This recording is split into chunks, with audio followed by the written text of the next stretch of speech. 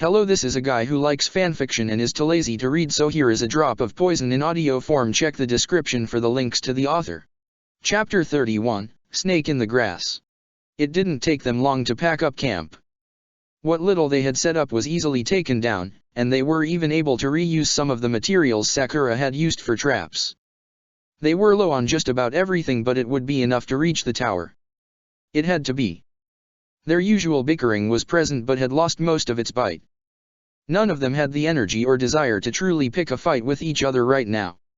Not when the threat of real enemies hung over them. Sakura would never admit it, but she enjoyed interacting with Sasuke and Naruto like this. They didn't have the easy camaraderie of the other genin teams, but it was something. A start. They double-checked everything and left the mossy cave. The only evidence of their presence was the disrupted dust. They had barely begun to start traveling when someone got distracted. Naruto abruptly stopped, brow furrowed. What happened over there? It smells super gross. He ran off before anyone could respond, forcing them to follow. Don't just take off, you idiot. Sasuke snapped. We just talked about this. He came to a stop beside Naruto. Sakura was the last to arrive, irritated by how they were already off course. She faintly recognized the area as where she had trapped Zaku, meaning the aftermath was definitely nearby. Her gut twisted at the thought of seeing another dead body, but nothing could have prepared her for this. Sakura had never thought she'd consider her killing of Doso, Shota, and the unnamed man on the boat to be clean, but this. Zaku was entirely unrecognizable. Pieces of him were strewn around everywhere, blood and gore painted the trees and nearby bushes.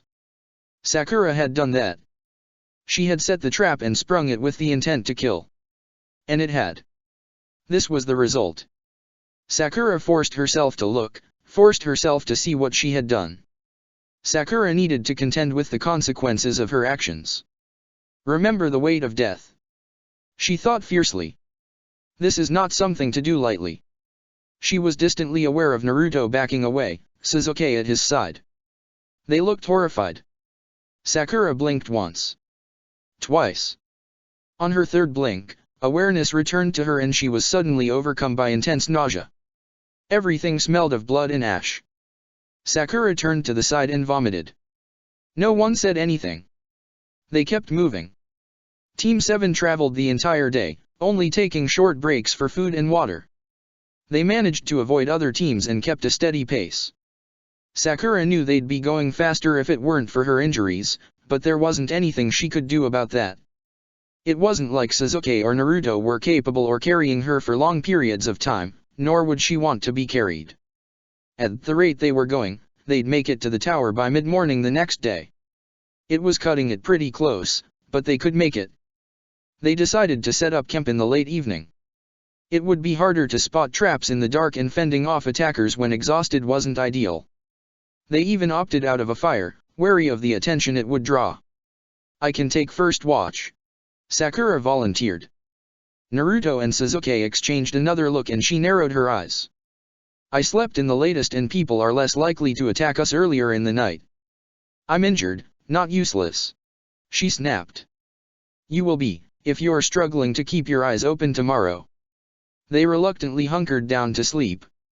Sakura's shift passed uneventfully despite the fact that the Forest of Death had just about everything that could kill them. No animals or shinobi bothered them, though Sakura had to stop Naruto and Sasuke from setting up camp near a few poisonous plants. It was never actually quiet. There was a constant stream of noise that made it hard to not feel on edge. The leaves rustled with the wind and bugs buzzed around her face. Sakura longed for her bedroom. Hell, she was willing to trade just about anything for a hot shower. Grime and blood covered her skin and clothes. She wasn't sure even her mother would be able to get the stains out. That was a shame. Sakura liked this dress, even though she knew it wasn't the best gear for a shinobi. It wasn't that she couldn't fight in it, but the material didn't afford her much protection beyond the basics. She knew from Ino that the outfits clan shinobi wore were often woven in with seals and designed specifically for easy movement and protection.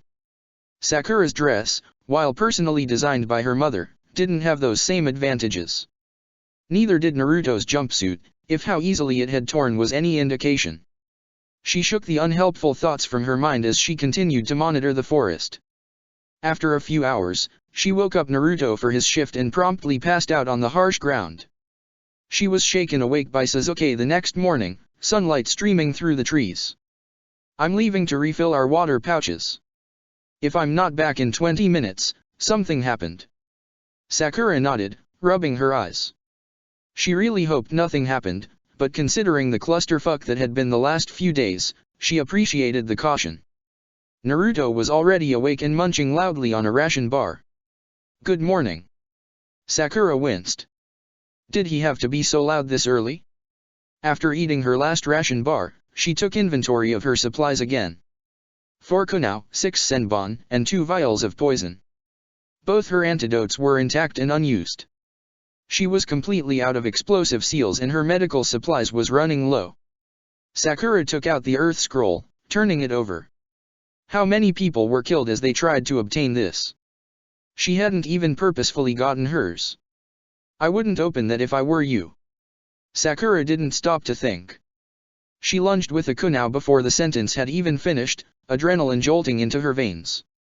Whoa! The figure tumbled backwards and out of her range. Slow down there. I'm not a threat.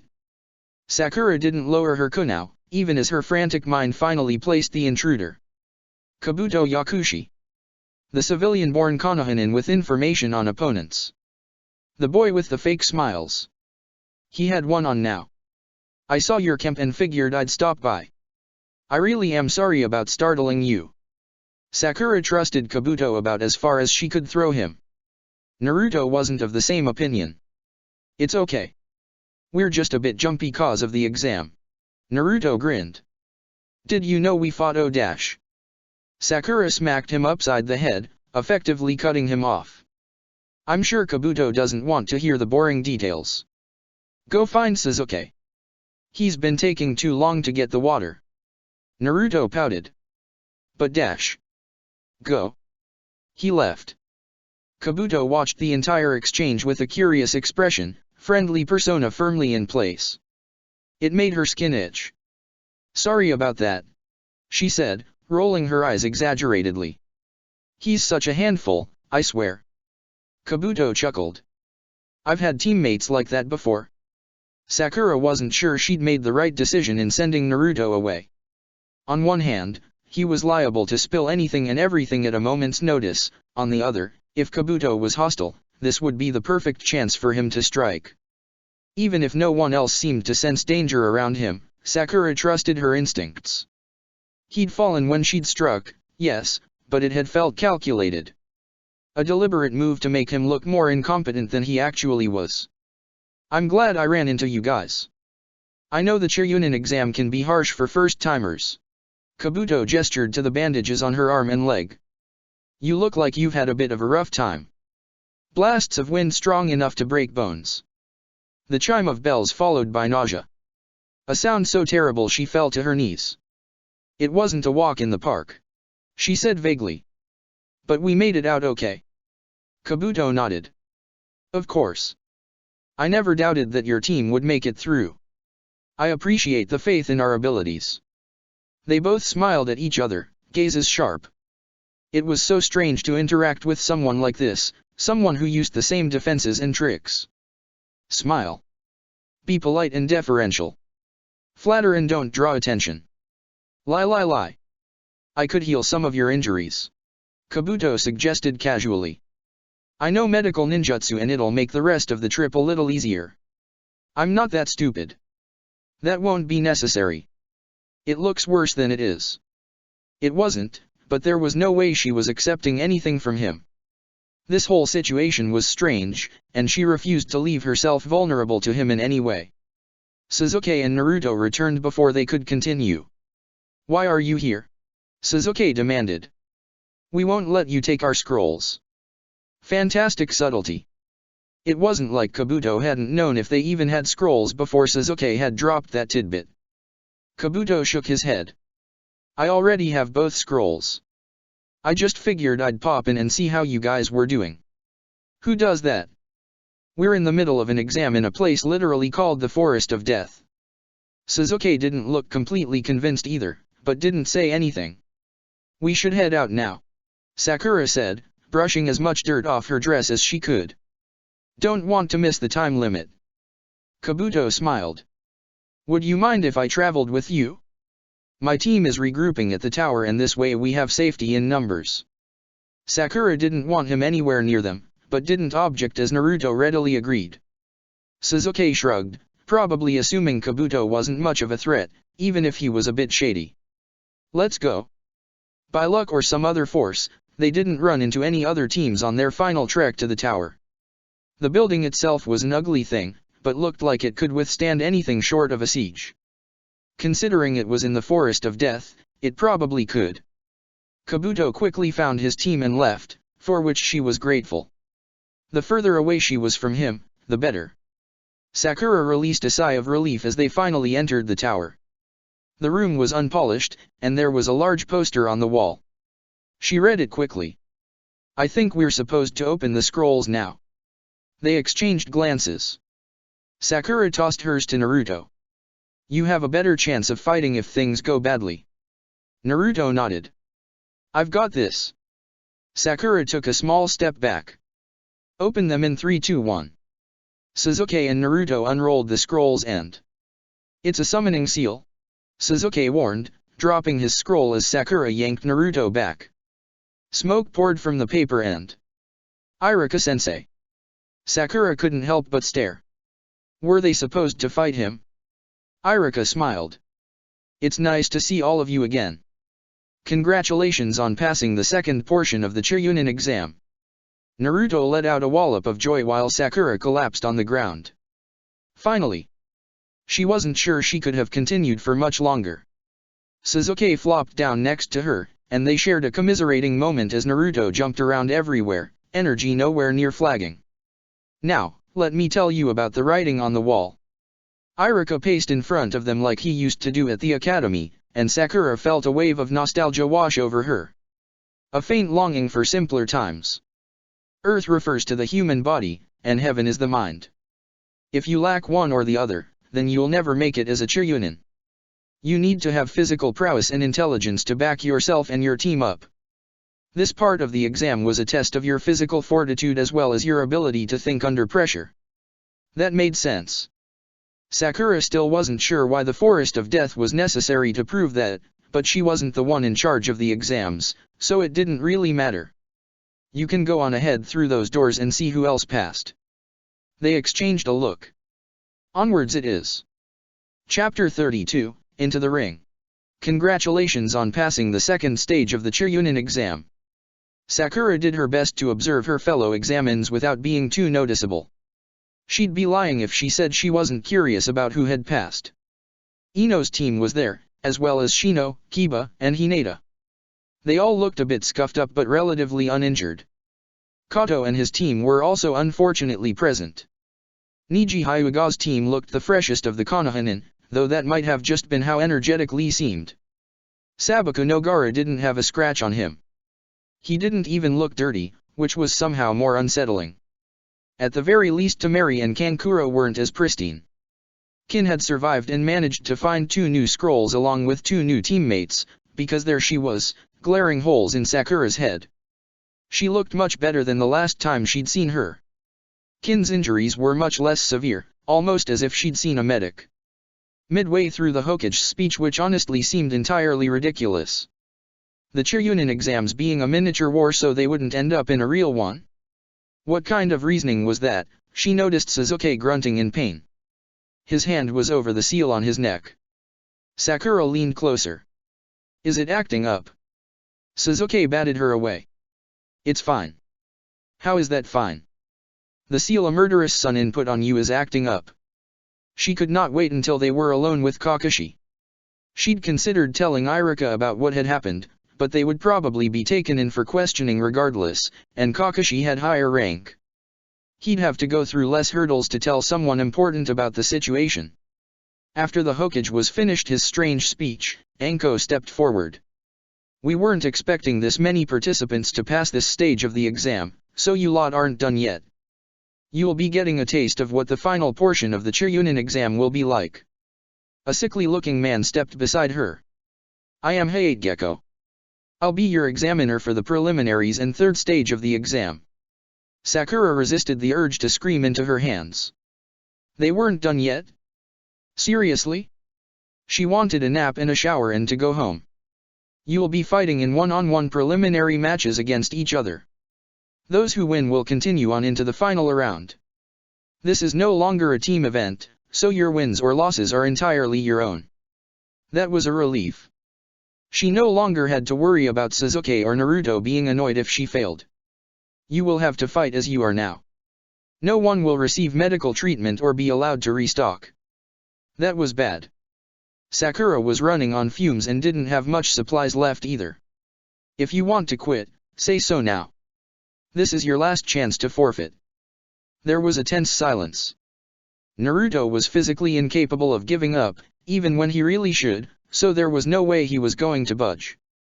Sasuke wouldn't either, even if it meant risking himself because of that stupid seal. Sakura took a moment to evaluate herself. She had never really been that motivated to pass the Chunin exam or even attend it. This was only her first attempt, and she'd made it 2/3 of the way. She was injured and a fight wouldn't be doing her any favors. It was unlikely she'd even be able to beat anyone. She didn't need to do this. She didn't even want to. Sakura opened her mouth, arm beginning to raise. A hand abruptly latched onto her wrist, forcing it back down. Sakura looked up sharply to see Naruto frowning at her. "What are you doing?" he asked. "You can't quit now." Anger coursed through Sakura too intensely it deafened her. She barely even registered Hayate announcing their chance to forfeit had closed. How dare he? It was her choice to continue or not. He didn't get to take that away. She didn't want to fight. She didn't want to continue. She stared at him furiously, too angry to even form words. Heedless to her internal crisis, Hayate continued. "Your names will be randomly drawn from a box while the rest of you spectate from above. There are no rules for these matches, and we'll only step in if there's a forfeit or an undisputed winner. I wouldn't count on that last one though." Fantastic. Just dandy. They were fighting to the death again. For a test. Shinobi were off their rocker. Yoroi Akadu and Sasuke Uchiha, you have been selected for the first match. Sakura's head snapped up. This was bad. She hadn't gotten a chance to tell anyone about the seal on Sasuke, and fighting would definitely make things worse. She opened her mouth to say what, she wasn't sure, but Sasuke gripped her bicep. "Don't you dare!" he hissed. "This is my first step in surpassing my brother. I will see this through." "You can surpass shit if you die," she snarled back. He ignored her and made his way to the front of the group. Everyone else, head up to the balcony. Sakura could only obey in furious silence. The instant everyone was settled onto the gallery, Sakura sidled next to Kakashi. It wasn't as private as she'd prefer, but this was urgent. She spoke quietly, condensing as much information in as few words as possible. Orochimaru put a seal on Sasuke that activates when he uses chakra. It affects his temperament and chakra. I don't know what else it does. Kakashi was silent for so long Sakura was briefly concerned he hadn't heard her. "I know," he said eventually. "I already warned Sasuke not to overextend himself." For one glorious second, Sakura thought she'd hallucinated his response. Then it registered that yes, this was in fact, reality. What? How did he know? Had Orochimaru caused problems outside of the Forest of Death? Had he been running around messing with things all over Konoha? Why not just keep Sasuke from fighting in the first place? She demanded, just barely remembering to keep her voice down. He almost lost control before, and that fight was barely as extraneous as this will be. Kakashi hummed. Those from above have already given the go-ahead. They're confident he can control it. I'm not. She screamed internally. This is so stupid. Who thought this was a good idea? She wanted to demand more answers, wanted to yell at her teammate for doing all this for a stupid exam. Her anger wouldn't convince anyone. It would just make her look childish and immature. Sakura unclenched her hands from the railing. I see. She turned her back on Kakashi, determinedly making her way towards teammate. She wasn't sure she'd be able to control her temper if she stayed near Kakashi any longer. Below, Sasuke's fight with Yoroi had started. Sakura made herself look away. Kurane smiled as she reached them. "It's good to see you, Sakura. I'm proud you've made it this far." Sakura's cheeks warmed. "It's good to see you guys too." Kiba's eyes narrowed and he leaned forward. "You smell like blood and your breathing is weird." Kurane sighed. "What did I say about invasive observations? To not say them out loud unless the purpose is to unnerve a target or the situation requires it tactically." "Why?" "Because it tends to discomfort allies." Shino adjusted his glasses. "Sakura's injuries do not apply." Kiba shrugged. Hinata's brow furrowed in concern. "Did you hurt your ribs? See, can I take a look? If they're in a bad position it can cause a lot of damage." A refusal was at the tip of her tongue, but Sakura realized there was no reason she should. "Go ahead." Hinata activated her Byakugan. After a few seconds, the veins around her eyes returned to normal. "And nothing urgent, but fighting like that will be hard. Try not to get hit in the torso." "I wouldn't be fighting at all if it weren't for Naruto," she thought bitterly. "Thanks," she said aloud. Sasuke's match ended up being close, but despite Sakura's worries, he maintained control of the seal and beat Yoroi. He used a combination of well-aimed kunai and explosion tags to win, so he didn't have to fight close range. The seal spread, briefly, but retreated after the match stopped. That didn't abate any of Sakura's anger. Even if it had turned out fine in the end, it was still a stupid decision. Kakashi quickly whisked Sasuke away, hopefully to get the seal checked out, and Yoroi was carried out by medics. Shino Abarame and Matsui Amagiri. "Please make your way to the arena." Shino straightened. "Fight well," Kurane said firmly. "Remember your limits but don't be afraid to take reasonable risks." Shino nodded. Matsui was a short Kusanin that had teamed up with Kin, with strong earth ninjutsu but poor control. Shino was able to hide his Kikaichu in the grooves created in the ground and drain her chakra. It wasn't a long fight, but the aftermath did take the proctors a while to clean up. Kiba let out a howl of celebration when the match was called, slapping Shino on the back when he came back up to the gallery. Hinata and Sakura congratulated him much less loudly, but Shino didn't seem to mind either way. "You did great," Kurane said warmly. Kakashi had materialized back on the gallery sometime during the fight, and Sakura didn't have the energy to ask what had happened to Sasuke. "Shikamaru, Nara and Kintsuki. Please make your way to the arena. And here I was hoping I'd get to kill you." Sakura tensed, turning to see Kin stalking towards her. Her expression was filled with rage. To her surprise, Team 8 closed ranks around her. "You should leave Sakura alone." "Why?" "Because your match is starting and unfortunate things would happen if you attempted to harm her." Shino's tone was ice cold. Akamaru let out a warning growl in agreement. Kin only had eyes for Sakura. "I'm going to get you," she promised. And maybe she would. But not today. Kin's fight with Shikamaru wasn't as dramatic as Shino and Matsui's, but piecing together their respective strategies was highly engaging. Sakura had always known Shikamaru was smart, but seeing his intelligence in action in a real fight was something else. Kin was taken away by medics and Shikamaru rejoined his team. "Sabaku no Gaara and Rock Lee. Please make your way to the arena." Sakura leaned forward. This was a fight she wanted to see. Gaara still had the presence of a monster, but she had seen Lee fight. He was dangerous. At first, it looked one-sided. Lee couldn't land a single hit on Gaara, who didn't even move as his sand whirled around to defend him. And then Lee removed his weights. Sakura couldn't stop her jaw from dropping at the sheer speed Lee displayed. He was nothing but a blur as he broke through Gaara's defenses, unleashing a barrage of attacks that shook the walls. In the end, it wasn't enough. Gaara managed to capture Lee and snap one of his legs. That effectively took care of the threat of Lee's speed, and Hayate called the match when Gaara enveloped him in sand. Lee was spat out, leg still broken but otherwise unharmed. Gaara, despite his victory, looked shaken. His sensei Sasori, Sakura recalled, quickly whisked him away. Naruto Uzumaki and Kiba Inuzuka. Please make your way into the arena. Naruto's fight against Kiba was a vicious one. Both went all out, and it was obvious to everyone that they'd both grown since the academy. In the end, it was a draw. After Naruto had tanked a few of his heavier attacks, Kiba had switched tactics and instead pinned Naruto to the ground, claws at his throat. If Naruto so much as twitched, Kiba could tear out his jugular. Simultaneously, Naruto had summoned a clone that placed a kunai at Kiba's own neck, leaving them in a deadlock. Despite Naruto's protests, Hayate called the match. Sakura knew that Naruto had enough stamina to outlast just about anyone, and Kiba knew it too. That was probably why he chose to try to win the fight with a pin instead of trying to knock Naruto out. I could have kept going.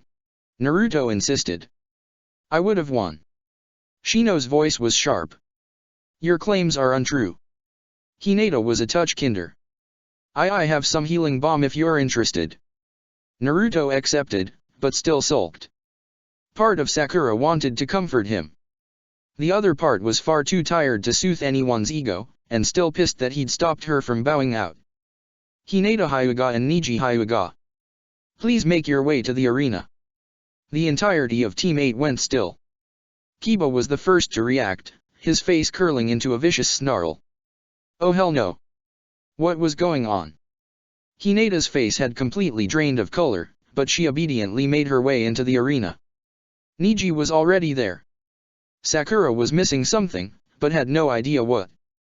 When the fight began, Sakura's stomach dropped. The gallery wasn't that high up, which meant she could hear their entire conversation. Neji's words were harsh, punctuated with precise strikes. He went after her confidence, her skill, everything. Akamaru hadn't stopped growling on Kiba's head, and Shino's Kikaicha were buzzing in agitation. Kurane didn't even tell them to calm down, her own expression vicious. Sakura's hands were clenched on the railing so tightly she wouldn't be surprised if her fingers left indents. How dare Neji speak to Hinata like that? She knew clan politics were complicated, but nothing excused this level of cruelty. The situation wasn't helped by Naruto's encouragement, urging Hinata to continue fighting even though it was hurting her. Even though she could die. Finally, Sakura had had enough. She marched over to Naruto and slapped a hand over his mouth. Hinata. Her voice carried over the arena. Knowing your limits doesn't make you weak. Just because some asshole with a superiority complex sneers it enough times doesn't make it true. Hinata could never be weak, and even if she was, that had nothing to do with her value as a person. Neji was clearly looking to take out his anger on someone and Hinata provided an easy target. Neither Hyuga looked at her, but she had the feeling both of their attentions were centered on her. If you want to give him hell, go for it. Just remember that just because he wins, doesn't mean he's right. A smile curled onto Hinata's lips. The fight continued. It ended with Hinata being frantically rushed away by medics, and Neji walking haughtily back to the gallery. For a moment, she thought Shino and Kiba might attack him, but they restrained themselves. Barely, if the tension in their shoulders was anything to go by. Neji paused next to her, gaze assessing. Sakura stared back into pale eyes. She didn't blink. Without saying a word, Neji moved on. Piece of shit. She thought. Ino Yamanaka and Sakura Harano. Please make your way to the arena. Chapter 33, Fighting and Friendship. Of all the people Sakura could have gone against, this was the worst-case scenario. She'd rather fight Kin or even Gaara than face her ex-best friend like this. Sakura's feet carried her down into the arena without much input from her brain. Her emotions swirled within her, tangled and messy and overwhelming. Originally, Sakura had planned to put in a token fight and then forfeit. She was still injured and knew that if she took any real damage, she'd be in trouble. She hadn't wanted to wager her life on the mercy of her opponent. Now, Sakura knew she couldn't do that. She just couldn't. She was pretty sure Ino wouldn't let her. They'd been best friends, once. Sakura had been closer to Ino than she'd ever been with anyone before. Her first friend. Her protector. A chasm lay between them now. Sakura stood across from Ino, and all she felt was numb. I'm tired. Are both participants ready? They nodded. Begin. Ino lunged immediately. She didn't waste time on taunts or complicated maneuvers, she just moved. Sakura fell into a defensive stance, blocking Ino's punch but not retaliating. Ino didn't let up, pushing Sakura back with a flurry of attacks. Taijutsu wasn't her specialty, but it wasn't Sakura's either, and right now Ino was fresher with more hours of training under her belt. "Look at me!" she screamed with every attack. "Stop ignoring me!" Sakura responded with stronger defenses than Ino had ever witnessed from her. "I'm strong." Her blocks hissed. "I don't need you. I never needed you." It made Ino angrier than she'd ever been. She pushed Sakura harder, eyes scanning for any holes in her defense. And as Sakura stepped back, faltering as she put her weight on her bandaged leg, Ino found one. She slammed her foot into Sakura's gut, following up with a sharp punch to her jaw that sent her stumbling. Ino lashed out with another kick, and this time, Sakura went down. She was hunched over her gut, breaths uneven and strained. Her short hair covered most of her face, and she still wouldn't look at Ino. "Fine," she thought. "We'll try this another way." Asuma had known this was going to be an ugly fight the second the names were announced. He didn't pry unnecessarily into the personal lives of his students, but Ino was often more than happy to air her grievances loudly. She had spoken about Sakura Harino before in the context of her crush Sasuke Uchiha, and more rarely about the early years when the two were still friends. Even rarer, Ino complained about how Sakura had left her behind. Asuma didn't know all the details, and wasn't about to get involved in the drama of 13-year-olds, but he couldn't help but have a slight bias against Sakura because of it. Ino was one of his students and he didn't like to see them hurt. Right from the get-go, the match was clearly personal, but one-sided. Ino was fresher with better training and one hell of a motivation. She wasn't going to back down. Asuma watched as Ino sent Sakura to the ground, a swell of pride rising in his chest as she kept her emotions tightly controlled. Her face was determined, but she was keeping her anger and hurt in check. "You should give up," Ino said coldly, standing over a still hunched-over Sakura. "That's your thing, isn't it?" "Ah. So this was how she was going to play this." Ino was no slouch at taijutsu, but the Yamanaka weren't known for their blunt combat tactics. They played mind games, they worked at TNI, and they made you wish for the simplicity of a punch. "I mean, you gave up on Sasuke, you gave up on our friendship, and you gave up any self-respect you might have had when you cut your hair like that." Ino smiled mockingly. "Why not continue the pattern?" Sakura's visible hand shook with minute tremors, though it was hard to say whether it was because of the pain or Ino's words. Either way, this would be over quickly. "You can't even stand, how are you supposed to beat me? There's no point in wasting everyone's time like this. Give up." Sakura still didn't move. She didn't even look up. Asuma watched as anger flashed across Ino's expression. She reached forward to slap Sakura and screamed. The most pained sound Asuma had ever heard from Ino echoed throughout the arena as she stumbled back frantically. There was a senbon sticking through her hand. It had happened so fast and so suddenly Asuma hadn't even been sure he'd seen correctly, but Sakura rose to her feet and spat a mouthful of blood on the ground. She looked cold and vicious and exactly like the type of person who wouldn't hesitate to stick a senbon through a former friend's hand. "If you want me to give up, you're going to have to make me." Sakura grinned with bloody teeth. "Go on. Give it your best shot." Ino's carefully maintained control cracked, and she yanked the senbon out of her hand. "Gladly." Shikamaru and Koji were both pale beside him. This had turned into a much different match than any of them had expected. For the first time, they looked concerned. Asuma couldn't blame them. He was still confident in Ino's victory, but it was clear that Sakura wasn't about to take this lying down. Ino launched herself at Sakura again, who in turn had armed herself with a kunao in one hand, and senbon in another. She forced Ino to be more conservative with her attacks, helping Sakura keep up even while it was obvious she was winning. It was clear that Ino was trying to wear Sakura down before striking a decisive blow. She allowed a gash on her side to gain the opportunity to disarm Sakura and did so swiftly. "You should have given up when you had the chance." Ino sneered, launching another kick. It connected, but Sakura clamped down on Ino's leg and jabbed another senbon into her thigh. Ino hissed in pain, but it wasn't enough to stop her from launching herself forward and sending both of them to the ground. Sakura hit first, the impact no doubt jostling her already injured torso. Ino rolled on top of a stunned Sakura and quickly formed a seal. Mind transfer jutsu. She crowed triumphantly. The mind transfer jutsu was an odd thing.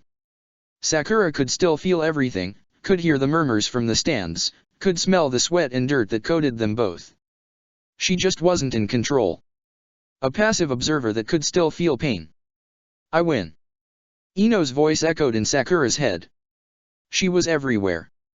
Sakura wanted to open her mouth, to desperately attempt something, anything, to get her out of this. But she couldn't. She wasn't in control. That's right. Ino laughed. I'm in control. Sakura felt herself take a deep breath and raise her hand. This is me, making you give up. I, Sakura Harino. Ino made her speak the words slowly, as if savoring the victory. A surge of rage and helplessness swelled within Sakura. No. No. This couldn't be happening. Are you going to cry, Sakura? That's all you ever did at the academy. Ino sneered. Sakura remembered days and months and years of being behind. Of clawing for every ounce of skill she had by herself. She remembered tears and hopelessness and an acceptance that she would never catch up. We're not at the academy anymore. Sakura had changed so much since she'd walked those halls. She wasn't about to let anyone take away her progress. Sakura had gone to Wave and killed 2 men. She'd survived Orochimaru and the Forest of Death. She'd killed twice more and didn't regret it. She took the rage that nestled in her chest and released it. She allowed her fury and hate and fear and pain to overwhelm her in ways she never had before. Sakura let it wash over every nook and cranny Ino had invaded. Get out of my head, she roared.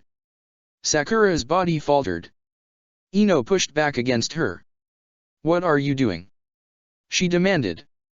But Ino couldn't hold Sakura back any more than one man could halt a tsunami. Sakura took a deep breath and this time it was her own.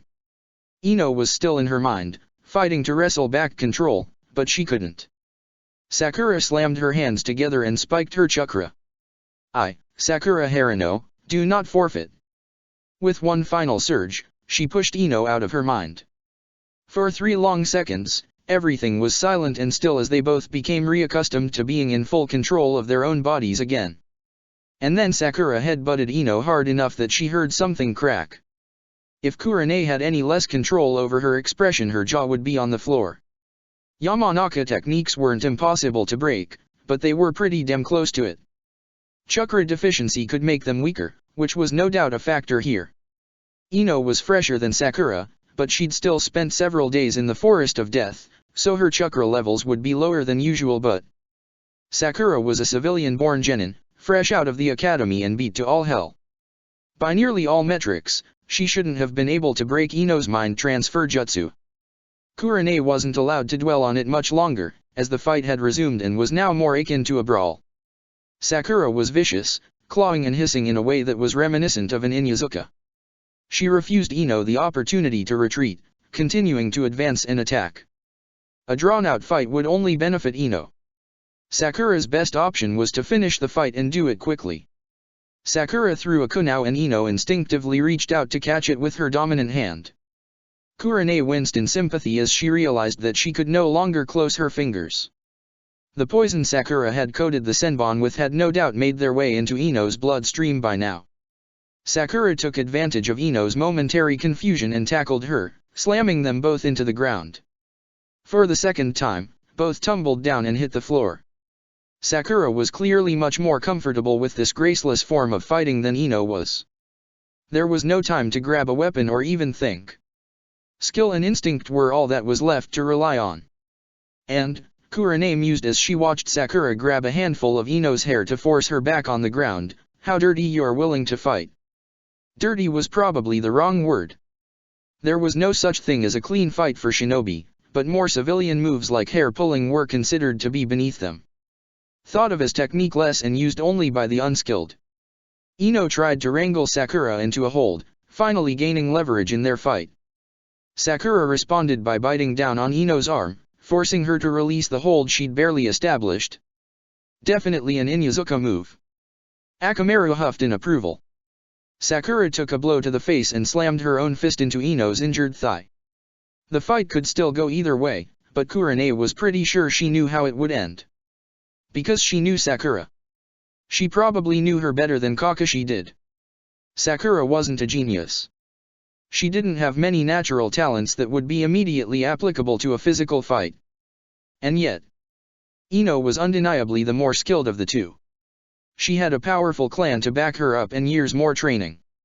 She was fresher and less injured and had 100 more advantages that could make or break a battle. And yet Sakura slammed Ino's skull into the ground without hesitation.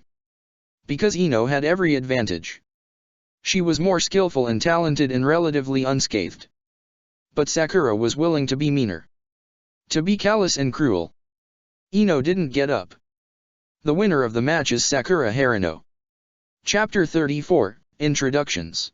The words took a second to register, and when they did, Sakura wanted to laugh. It took her 3 tries to get to her feet. Her body ached fiercely and she was running on nothing but adrenaline. Triumph sang in her blood, but it was accompanied by so much pain. Is this what victory is supposed to be?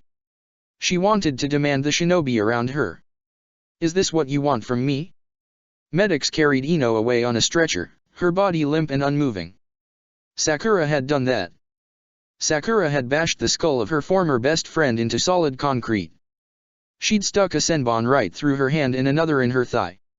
Shinobi saw civilians as soft. They saw their unbloodied hands as a flaw and a weakness. They looked at Sakura and thought the same thing. Am I still soft? She wanted to hiss. A useless, delicate thing. Sakura could feel the eyes on her as she limped her way towards the door that led to the infirmary.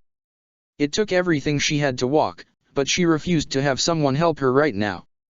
There were no cheers from the stands. Not even from Naruto, who never knew when to shut up. It was quiet. It felt almost like a punishment. She'd dared to win and now no one would stand behind her. I beat the Yamanaka clan air bloody. What do you think of me now? She kept her head held high. The door of the infirmary closed behind her. Tenten and Sabaku no Tamari. Please make your way to the arena. Guy patted his student on the back, mind still whirling from the implications of what had just happened. Do your best. He gave Tenten a thumbs up. Your youthful spirit is strong. Tenten rolled her eyes and began descending the stairs to the arena. Guy had been admittedly curious to see how the match between Asuma's student and Kakashi's would go. He knew much more about Ino Yamanaka, both from Asuma's willingness to share at their hangouts and because as a Yamanaka there were certain assumptions that could be made. Sakura Harino was a different story. Kakashi wasn't fond of talking about his students in anything more than vague comments, and even the rumor mill around Konoha had little to say about her. They spoke of Sasuke Uchiha's skill, whispered about Naruto Uzumaki's danger. They didn't often mention the civilian-born kunoichi that accompanied them. Begin. Tamari unfurled her fan while Tenten snapped open a scroll. Guy had his own experience with that. People spoke of Niji, the young Hyuga prodigy, and how Lee was a smaller clone of him. They rarely mentioned Tenten. A powerful wind jutsu tore through the arena and knocked a dozen weapons away from its caster. Tenten narrowed her eyes and brought out a spear. She planted the edge firmly into the ground, nestling it deep in the concrete. When the next wind attack came, she held on.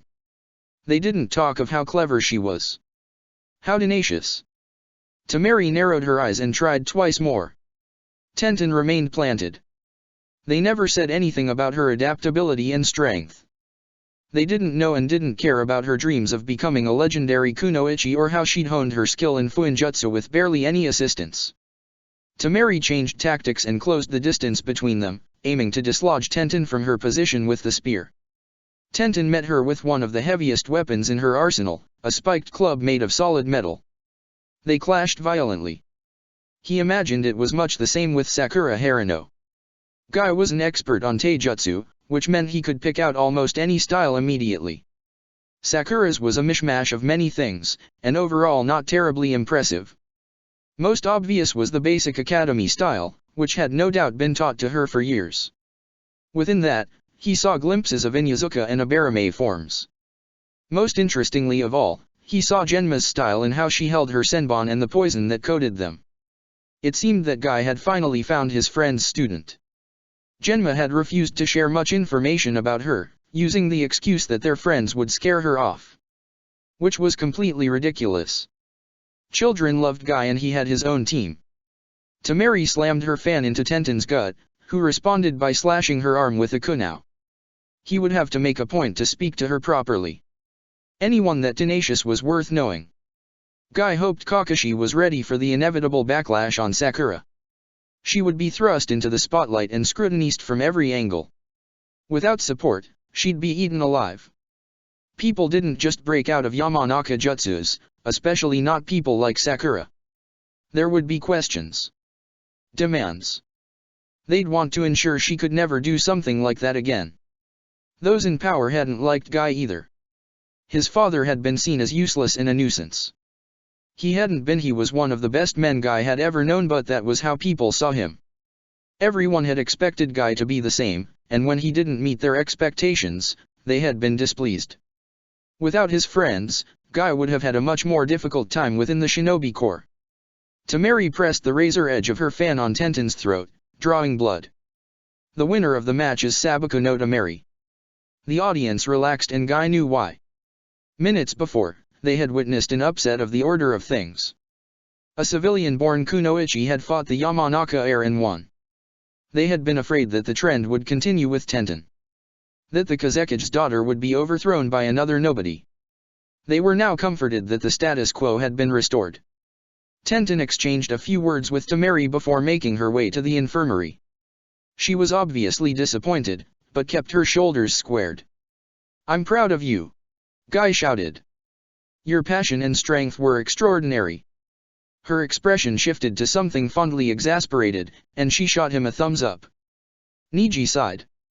Only one of Guy's students had passed to the final round, and it had been the one everyone had expected. They could brush Tenten and Lee under the rug, and they were happy to do it. They had lost, so their skill didn't matter because they were still deemed inferior. But Sakura Harino hadn't lost. And that made her dangerous. The medic addressing Sakura's wounds was thoroughly unimpressed. "You're lucky you didn't puncture your lung," he informed her. "You've got 3 broken ribs and another 2 that are cracked. You're also dealing with a minor concussion, a minor facial fracture, and lacerations on your arms and legs." It was the second thing he'd said after, "This makes my life easier," when she gave him the antidote she had to the paralytic she'd used on Ino. Sakura grimaced. "That's a lot." "Oh, I'm not done yet." He pressed a glowing hand to her torso. "You've got bruises almost everywhere, the most serious of which are on your back. Your eardrums are damaged and you're nearing chakra exhaustion." Hearing her injuries in detail made them feel all the more real. It was no longer ambiguous pain that needed to be pushed through, but actual wounds with detailed descriptions. "I'll be healing the worst of your ribs, but the rest will have to be treated at the hospital later. They'll be expecting you." Sakura nodded slowly. "Is there anything I should avoid doing in the meanwhile?" "Well, I wouldn't recommend getting in any more fights. Try not to jostle anything or use chakra." He retracted his hand. "I'm done my diagnostic now. Have you ever been healed using ninjutsu?" Sakura shook her head. "It'll feel strange at first. Do not fight the chakra. It'll feel invasive, but resisting just makes everything more painful. Are you ready?" It couldn't be worse than the past few days, so Sakura wasn't too worried. "Yes." The medic got to work. It did feel strange, but not unpleasant. She could feel the chakra moving within her, and marveled at the level of control it must take to work that precisely. After what felt like an eternity, he stepped back. Sakura took a deep breath and couldn't help but grin when there was no pain. Her leg and arms and back still hurt, but she could finally breathe. The medic moved on to his newest patient on the other side of the room, virtually leaving Sakura alone. She gulped down the glass of water from a nearby stand and took a moment to enjoy not having to worry about anything. No fights, no murderous Sannin, no annoying teammates. Just some fresh water. It was then that Sakura registered that Ino was awake and staring at her. Her first instinct was to look away, to curl up and avoid whatever confrontation that would inevitably occur. She shoved that impulse down fiercely and let her gaze meet Ino's. One beat of silence. 2. And then. Finally decided I'm worth your time to look at. Ino sneered, but it felt more like a wounded animal lashing out than anything else. Sakura sighed. What are you talking about? You never look at me anymore. Ino burst out. Ever since you gave up on Sasuke, you've been completely ignoring me. What was the point of destroying our friendship if you were just going to toss Sasuke away? Sakura's mouth fell open, unsure of how to respond. Was that what this had been about this whole time? At least when you liked Sasuke, we were rivals, but then you just stopped. And didn't even try to be friends again. Was I really worth that little to you? Sakura snapped out of her surprise. You never tried to mend our relationship either. Why didn't you say anything if it bothered you so much? Because you were hanging out with Shino and Hinata of all people. It was pretty clear you were leaving everything else behind, even Sasuke. Even me. Irritation flared in her gut. Shino and Hinata are great, she snapped. And Sasuke is the worst. I'm glad I left him behind. The only times we interacted anymore was fighting, so why would I try to become friends again? You were still making fun of my forehead. And when Ino did it, it encouraged many of the other girls in their class to do the same. Ino was popular and influential, which meant how she acted towards something could affect how the rest of their classmates treated it too. During her final year at the academy, Sakura had been too busy trying to increase her training and figure out the Mokuton. She'd been too tired and too raw to even think about going back to Ino. Sakura hadn't even considered that she'd be hurt. I was trying to get you to look at me. Ino's voice cracked. Sakura's anger deflated. There hadn't even been much to begin with. She was so tired. I'm looking at you. Now what? There was a long pause. Now we can be friends again. If you want. Ino sounded tentative in a way Sakura had never heard before. It was disconcerting. Uncomfortable. I'm not the Sakura I was when we first met. She said quietly. I'm not even the Sakura you knew at the academy. She was the Sakura who had killed. Who had gone to Wave and helped build a funeral barge. Who'd walked past one of the 7 swordsmen of Kirigakure without permission. She was the Sakura who had faced Orochimaru. Who had dragged her teammates to safety and then defended them alone. Who'd led Zaku into a trap that had blown him into 1,000 pieces and killed Dosa with the help of the Mokuton. She was the Sakura who'd do it again. I know. Ino met her gaze again. I'm not the Ino you knew either. How had they changed since graduation? Since their friendship ended? What edges had grown or been softened? Could they do this? Could they get to know each other again with their new bumps and bruises and dreams and fears? Only one way to find out. She took a deep breath and extended her hand. Hello. My name is Sakura Harino. I'm a genin and I like gardening and reading. Ino smiled blossomed into something brilliant. She took Sakura's hand eagerly. Hi. I'm Ino Yamanaka. I'm also a genin and I like flowers and fashion. Something warm curled in Sakura's chest. It's nice to meet you. Chapter 35, In Between Catastrophes. Koji Akimika's match with Sabaku no Kankuro was surprisingly close. Kankuro was a puppeteer who relied on deception and precision in fights. In contrast, Koji was a wrecking ball and a very effective one at that. Eventually, Kankuro managed to stop Koji's momentum and break through his defenses, but not before several failed attempts and quite a bit of wasted poison. The Akimichi weren't immune to poison, but their size and constitution made them naturally resistant. It took a lot to bring them down. The final match between Misumi Tsurugi and Kabuto Yakushi ended much swifter. They were teammates, and Kabuto clearly knew how to get around Misumi's enhanced flexibility. It was Kabuto's victory in the end, with a few well-placed strikes and Misumi's almost too easy surrender. The two seemed amicable in the aftermath, which was more than most of the fights could say. Hayate waited patiently as all of the past candidates lined up in front of him. Well, I'll expect the Uchiha. Kakashi was no doubt monitoring him closely in case Orochimaru turned up again, or the unknown seal started acting up. He cleared his throat. Congratulations on qualifying for the final stage of the exam. You will now have 1 month to prepare and train. Allowing foreign shinobi to stay in the village for 1 month was excessive in Hayate's opinion. Far too much espionage would take place, even with the advanced protection measures they'd taken. At least only Suna and a few of the minor shinobi villages were in attendance. If Kumo, Kiri, or Iwa had decided to accept the invitation, then things would have been even worse. He coughed. Everyone line up and take a number. The candidates did, understandably wary. If Hayate's Chiryunin exam had been under the control of Anko and Ibiki, he'd be the same. They read their numbers aloud, and so it was decided. Ibiki turned the board he was writing on around. The matches will be as follows. Sakura Harano vs. Niji Hyuga. Shikamaru Nara vs. Sabaku no Tamari. Shino Abarame vs. Sabaku no Kankuro. Suzuki Uchiha vs. Sabaku no Gaara. Kabuto Yakushi will wait for the conclusion of the previous match for his first opponent. Oh dear. This had the potential to be very ugly. And lucky him, it was his job to proctor again. Why did he agree to this? Oh right. He hadn't. The candidates began sizing each other up, some with more serious consideration than others. The final stage will be in a tournament style, however, you do not have to win all your matches to become a Chiryunin. Hayate coughed again. You don't even have to win any of them. Now that got their attention. Your advancement to Chiryunin will be based on your performance, not victory. Anyone deemed to have the necessary components can pass. Shikamaru Nara's eyes narrowed. So all of us could become a Chiryunin? Or none of us? Hayate nodded. It all depends on performance.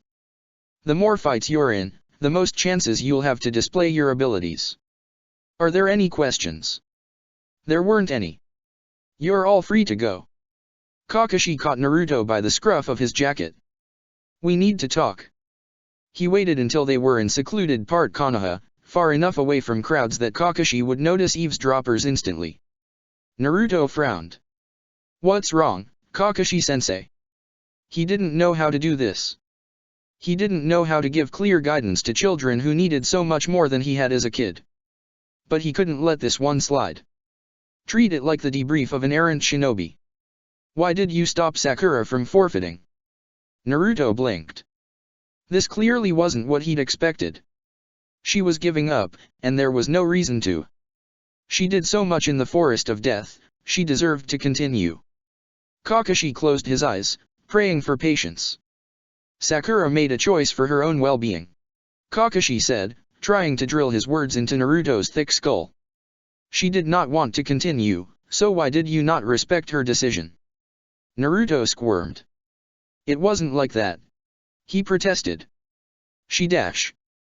Her choice would not have harmed the team, Kakashi continued. Unlike yours could have when fighting Orochimaru. You could have gotten your team killed when you refused to back down in the face of a superior opponent. Those who left behind their team, who hurt their team, were scum. But those who forced their team into impossible decisions weren't any better. The survival of your team should have been your first priority, and it wasn't. You didn't trust your teammates' assessment of the threat and then didn't trust Sakura's decision-making about her own well-being. Naruto stared down at his feet. I'm not saying this so you feel bad, I'm saying this so that in the future, you don't do the same thing. You owe your team an apology. Kakashi would have given anything for one more conversation with his team. Now go rest up. Sakura had never been in the shinobi wing of the hospital before. It was so similar to the civilian side, but also very different. There weren't any objects that could be easily broken or had a sharp edge. The medics gave warnings about each movement they were going to make and explained in full every procedure and what it would do. She wondered how many shinobi had attacked out of surprise to make them so thorough. Her injuries weren't urgent, which meant she only had to stay 2 days at the hospital to finish her healing. She had even been placed in the same room as the other Chunin exam candidates that needed further medical attention. Hinata and Ino weren't there, something about being treated by clan medics, but at least she wouldn't be surrounded by complete strangers. Sakura opened the door to her room and found Lee. If you don't stop doing handstand push-ups, I'm going to throw you off the roof. Tenten threatened. I'm working to improve myself. Lee protested. An injury is no reason to not advance in other ways. But preserving my sanity is. Tenten said flatly. I'm trying to nap and you're too loud. The doctor didn't even clear you for physical activity yet. Lee did another push-up. I apologize for the inconvenience. The last time I tried to exercise in the courtyard they forbid me from continuing. Yeah, for a reason. Tenten shook her head. You're impossible. Sakura cleared her throat and resisted the urge to shrink back when their attention snapped to her. If you don't allow yourself to heal, your training will progress more slowly. You should wait until you're back in full health, so your time is better spent. Lee paused, considering her words. Tenten, latching onto his hesitation, nodded enthusiastically. Exactly. Training now will make it harder to heal, and that means you're wasting your time. Plus Guy-sensei told you to be more moderate while you recovered. Opening a gate is serious business. Lee flipped himself upright and onto his uninjured leg in a display of impressive acrobatics. Your words have convinced me. I will now sleep better than anyone ever has before so that I may recover swiftly. That's not how sleep works at IAAA, and he's out. Tenten sighed. I should be surprised, but I'm not. Sakura muffled a snort and sat down on an empty bed. Does he do that a lot? You wouldn't believe how often my team is this ridiculous. Tenten bemoaned. Sakura thought back to some of Naruto and Sasuke's worse antics. Oh, I'm pretty sure I would. Mine is completely insane all the time. Tenten hummed, eyeing her curiously. You're with the Uchiha and the Uzumaki, right? Yeah, I can see them being a handful. Sakura could have 6 arms and still not keep up with their bullshit. You have no idea. I don't envy you either though. I don't think I would have lasted a week before punching your Hyuga. Tenten cackled. Who's to say I did? How'd he take that? I can't imagine he was all that pleasant about it. Sakura prodded. Tenten smiled, her eyes sharp. You wouldn't be asking because you're trying to get information about Niji, would you? Of course not, Sakura was the picture of innocence. That is, unless you're willing to give me any. She'd be stupid to not take any shred of information she could get. Sakura would be fighting a Hyuga prodigy with a mean streak a mile wide and a stick up his ass. She needed all the help she could get. Tenten smirked. Niji can be an asshole, but he's still my teammate. I'm not going to tell you anything. Sakura sighed. Fair enough. She hadn't really expected anything else. She wouldn't give information away on Sasuke or Naruto, even though they drove her mad. There was a long tense silence and then. Wanna get something to eat? As long as it's not a ration bar I'll eat anything. Gaara shouldn't be here. Fighting Lee was the closest he'd come to losing control in years. His sand shield and armor were supposed to protect him. He'd thought he was safe. The Ichibai was far easier to restrain without any real threats to Gaara, and no one from the Chunin exam was supposed to be able to pose one. And yet someone had. The days and weeks and months it had taken to sleep without losing control. To be able to walk around the village without accidentally massacring innocents. To touch those he trusted. That had all shattered under Lee's hands. He shouldn't be here. The gourd on Gaara's back rattled violently as he slowly crept into the room. The other occupants had just left and would likely return soon. He needed. Are you alright? Gaara jolted violently, instinctively stamping down on the Ichibai's rage but unable to stop the barest hint of sand from creeping out of his gourd. Rock Lee watched him with a furrowed brow. His leg was in a brace, but he looked fine. Healthy. Gaara had managed to restrain the Ichibai from destroying him even as his control had been falling to pieces around him. I am adequate. He said eventually. It was a lie, but Gaara could pretend that it was true. Lee smiled, and it was so bright it hurt. That's good to hear. I know I hit you quite a few times, but it's nice to see that you're well enough to be up and about. Gaara was only healed because of the Ichibai. Without being a Jinhuriki he would have needed a healer and been bedbound. Lee had hit harder than anything he had ever felt before. I could kill him. Gaara thought, halfway hysterical. Remove him as a threat forever. I wouldn't need to be afraid of him anymore. Lee's leg was still healing and that meant he wouldn't be able to fight back. It would be easy. His fingers twitched. You're fighting Sasuke Uchiha in the final round, right? He is a formidable opponent, but I'm sure you will do well. Lee rambled on. I will admit to being disappointed to not being able to participate myself, but our battle was very instructive. I'll work twice as hard for the next Chunin exam. Lee becoming even stronger was terrifying. He'd be able to win their next encounter and Gaara's control would slip through his fingers like the sand he controlled and... You can stop that from ever happening, right now. Kill him and the fear will go away. Kill him, kill him, kill him, kill him, kill him, killhim. Gaara inhaled deeply and pushed the Ichibai's presence down. He'd been much more active since his fight with Lee, and needed constant suppression. Being around Lee was making it worse. He shouldn't be here. Never seen a team with all siblings before. What's it like? Gaara blinked slowly. It is good. I know I can trust them. There were 4 people in the entire world he could say that about. 4 people who he could let past his sand shield. Temari. Kankuro. Baki. Sasori. His father was not on that list. He never would be. I imagine your teamwork is very good. Lee enthused. Considering how well you know each other. Their teamwork was good. Gaara rarely needed backup but working together with his siblings was nice. How long have you been a Gen Dash?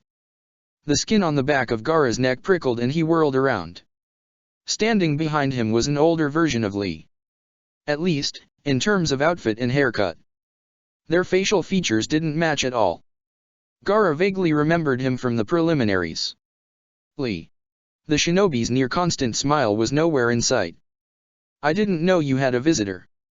Lee seemed oblivious to the tension. Ah, yes.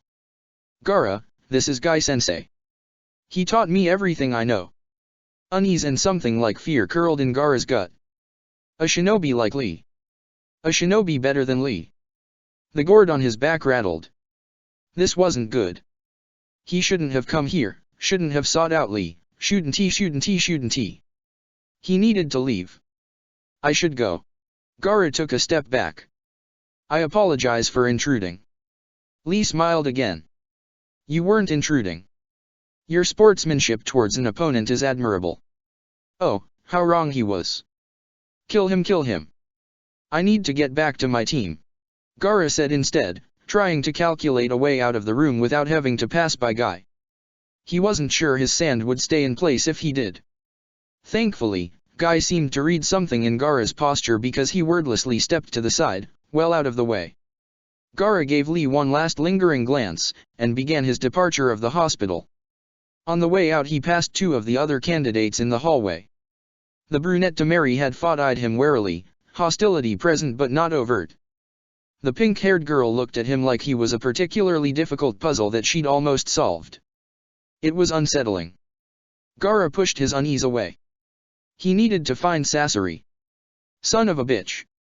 Hate breathed heavily as he clutched his bloodied collar. The Demsunanin had nearly ripped through his throat, but he'd managed to dodge just enough to survive. For now, at least. Flaring his chakra in the emergency pattern would bring any Umbu in the area running, but it might also alert Baki to his presence, and Hate would not survive another clash with him. He needed to tell someone, anyone, about Suna's betrayal. It was one thing to be attacked by Otagakure, who was a relatively new and significantly weaker shinobi village, but it was another entirely for it to be one of the 5 great nations. There was no way this was a case of individual action. Kin was obviously working as Orochimaru's messenger, and Baki in turn the Kazekige's. They were coordinating an attack on Konoha and using the Chunin exam as an excuse. Maybe he should write this down somewhere and hope whoever found his corpse was on his side. Kami, everything hurt. If he didn't find help soon, then Baki wouldn't even need to finish him off. Did he take the risk and hope that Umbu got to him first? Or should he keep moving and pray he had enough strength to make it somewhere safe? He took a deep breath, steadying himself and trying to clear his mind. He needed to think rationally, panicking would only. He went completely still. Footsteps. Hate's gaze cut towards them, fingers curling around his sword. A familiar figure was approaching, moonlight glinting off his glasses. Kabuto Yakushi. Check the description for the links to the author.